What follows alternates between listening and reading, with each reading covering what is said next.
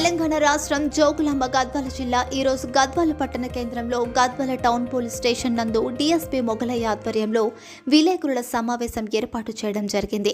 ఈ కార్యక్రమంలో నకిలీ యూనివర్సిటీ విద్యా సర్టిఫికెట్లను సంపాదించి 5 సంవత్సరాల నుండి అగ్రికల్చర్ డిపార్ట్మెంట్లో ప్రభుత్వ ఉద్యోగిగా విధులు నిర్వహిస్తున్న కట్రావత్ నరేష్ అనే వ్యక్తి భాగోతం బయటకు రావడంతో పోలీసులు పూర్తి ఎంక్వైరీ చేసి ఈ వ్యక్తితో పాటు మరో వ్యక్తిని పరమాల నాగరాజుని ఎస్ఐ కళ్యాణ్ అరెస్ట్ చేసి రిమాండ్కు పంపడం జరిగింది. పూర్తి వివరాల్లోకి వెళ్తే కట్రావత్ నరేష్ అనే వ్యక్తి ఉత్తరప్రదేశ్ రాష్ట్రంలో గాజీపోరి హండీ విశ్వవిద్యాలయ యూనివర్సిటీలో తాను వ్యవసాయ అధికారిగా విద్యాభ్యాసం చేసినట్లు నకిలీ సర్టిఫికెట్లను సంపాదించారు.